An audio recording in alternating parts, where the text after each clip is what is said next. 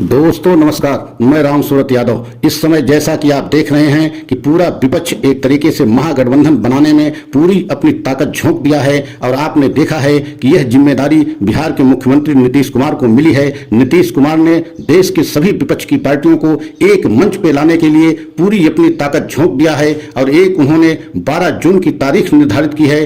पटना बिहार में, मतलब शक्ति प्रदर्शन करने का, कि पूरे देश के विपक्ष की पार्टियों के राष्ट्र अध्यक्ष को वहां बुला करके एक तरीके से बहुत बड़ा शक्ति प्रदर्शन करेंगे और दिखाएंगे कि इस समय देश की सभी विपक्ष की पार्टियां बीजेपी के खिलाफ जो है कांग्रेस के नेतृत्व में आ गई हैं और आने वाले समय में विपक्ष की सभी पार्टियां एक मंच पर बीजेपी को हराने के लिए कांग्रेस के नेतृत्व में चुनाव लड़ेंगी। लेकिन आज हम बहुत बड़ा खुलासा करेंगे और खुलासा ईवीएम मशीन को लेकर के करेंगे कि विपक्ष चाहे जितनी बड़ी ताकत बना ले, विपक्ष चाहे जितना बड़ा जो है अपना महागठबंधन बना ले, लेकिन अगर विपक्ष की कहने में या विपक्ष के आरोपों में सच्चाई है तो विपक्ष का महागठबंधन भी चुनाव में काम नहीं आएगा। जैसा कि सभी देशवासी जानते हैं कि 2014 से अब तक हमेशा जो है विपक्ष ईवीएम मशीन पर आरोप लगाता रहा कि ईवीएम की वजह से ईवीएम में गड़बड़ी करा करके बीजेपी हमेशा चुनाव जीतती रही और हर चुनाव में बीजेपी ईवीएम में गड़बड़ी कराती है और यहां तक कि कहीं कहीं बीजेपी के विधायक के गाड़ियों में ईवीएम मशीन मिली भी है और उनके घरों पर मिली है।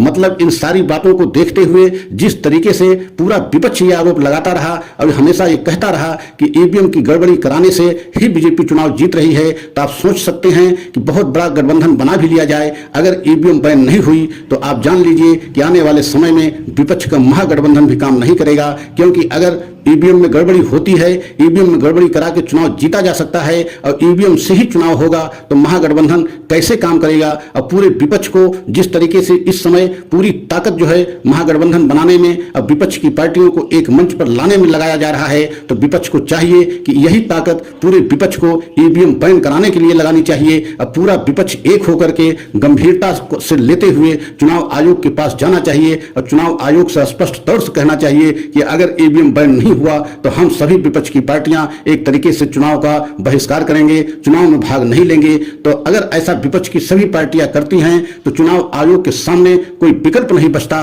ईवीएम मशीन को बैन करने के अलावा, क्योंकि पूरा विपक्ष अगर चुनाव में भाग नहीं लेगा, चुनाव का बहिष्कार कर देगा तो सिर्फ सत्ता पक्ष से चुनाव आयोग नहीं करा सकता कि उसमें केवल सत्ता पक्ष ही भाग ले, विपक्ष की कोई पार्टी भाग न ले। तो यही चाहिए पूरे विपक्ष को और पूरे विपक्ष को एक मंच पे आकर के, जिस तरीके से अभी आपने देखा है कि नए संसद भवन का जिस तरीके से उद्घाटन हुआ, प्रधानमंत्री मोदी जी उसका उद्घाटन किए, लेकिन उस उद्घाटन समारोह का 20 विपक्षी पार्टियों ने एक तरीके से बहिष्कार कर दिया और उस उद्घाटन समारोह में 20 विपक्ष की पार्टियां शामिल नहीं हुई। तो आप सोच सकते हैं कि जब एक तरीके से संसद भवन के उद्घाटन में 20 पार्टियां समारोह में शामिल नहीं होती और उसका बहिष्कार कर देती हैं, तो सभी विपक्ष की 20 पार्टियों को चाहिए कि वह चुनाव आयोग में जाकर के इस बात को भी कहें कि अगर जो है जो ईवीएम मशीन को बैन नहीं किया जाता तो हम 20 पार्टी या विपक्ष की सभी पार्टियां चुनाव को भी बहिष्कार करेंगे, चुनाव में भाग नहीं लेंगे। तो चुनाव आयोग के पास कोई विकल्प नहीं बचेगा,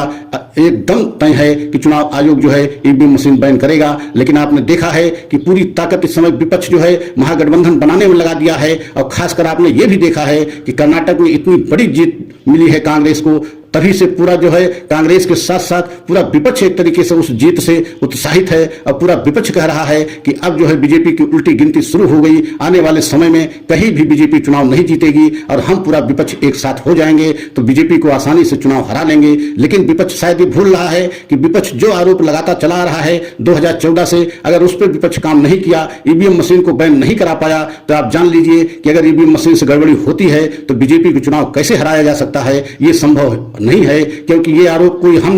नहीं या कोई देशवासी नहीं बल्कि विपक्ष की हर पार्टियां आरोप लगाई, खासकर ईवीएम मशीन को लेकर के। तो अगर ईवीएम मशीन को लेकर के विपक्ष की हर पार्टी आरोप लगाई और विपक्ष ही जो है ईवीएम मशीन को बैन नहीं करा पाती है और कल को जो चुनाव होगा तो उसमें अगर बीजेपी चुनाव जीतती है तब यही जो है विपक्ष फिर हल्ला शुरू कर देगा सड़क से लेकर के संसद तक कि एकदम बेईमानी से बीजेपी जो है चुनाव जीती। लेकिन अभी जब समय है तो आप देख रहे हैं कि 1 साल से भी कम समय बचा हुआ है, अगर ऐसे में पूरा विपक्ष एक साथ एक मंच पे आकर के ईवीएम बैन के लिए अगर कोई ठोस कदम नहीं उठाया तो आप समझ सकते हैं कि आने वाले समय में विपक्ष की सारी ताकत या विपक्ष का जो है महागठबंधन किसी काम नहीं आएगा और बीजेपी को एकदम जो है जीत से रोका नहीं जा सकता। जैसा कि विपक्ष का आरोप हमेशा ये रहा कि विपक्ष जो है हमेशा इस बात को कहता रहा कि जो है बीजेपी चुनाव ईवीएम की गड़बड़ी की वजह से जीत रही है और जो है जनता के मत से नहीं जीत रही है, ये हमेशा आरोप लगाती रही। तो अगर इसमें विपक्ष की सच्चाई है तो विपक्ष को इसमें ठोस कदम उठाना चाहिए और चुनाव आयोग में जाना चाहिए। और अगर ऐसा विपक्ष नहीं कर रहा है तो इसका क्या मतलब है कि विपक्ष के आरोपों में सच्चाई नहीं है। और अगर विपक्ष के आरोपों में सच्चाई है तो उसके प्रति विपक्ष पूरा गंभीर क्यों नहीं है? विपक्ष को गंभीर होना चाहिए। महागठबंधन बनाने से पहले ईवीएम मशीन को बैन कराना चाहिए, क्योंकि ईवीएम मशीन बैन होना बहुत जरूरी है। नहीं तो महागठबंधन बना भी लेंगे, अगर ईवीएम में गड़बड़ी होती रही तो आप जान लीजिए कि बीजेपी को हरा पाना संभव नहीं है। और यह आरोप हम नहीं बल्कि पूरा विपक्ष लगाता रहा, हर चुनाव में लगाता रहा। खासकर आपने देखा है गुजरात चुनाव को लेकर के जिस तरीके से वहां जनता की लहर चल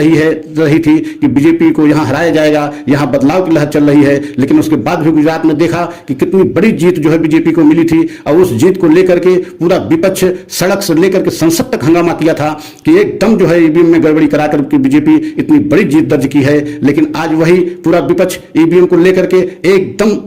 शांत है, एकदम विपक्ष में ईवीएम को लेकर के सन्नाटा है। अगर ईवीएम को लेकर के विपक्ष कोई ठोस कदम नहीं उठाता और ईवीएम को बैन नहीं कराता तो आने वाले समय में पुनः वही समय देखने को मिलेगा जब जो है बीजेपी को एकदम बड़ी से बड़ी जीत मिलेगी और विपक्ष कुछ नहीं सिर्फ हल्ला मचाता रहेगा। तो अगर हमारा ये सच सभी देशवासियों को अच्छा लगा हो कि विपक्ष ठोस कदम क्यों नहीं उठा रहा है और उठाना चाहिए, तो सभी देशवासी हमारे वीडियो को लाइक सब्सक्राइब करें, कमेंट के द्वारा अपनी राय अवश्य दें। अगले सच की प्रतीक्षा करें, अगला सच पुनः लेकर के आएंगे। जय हिंद, जय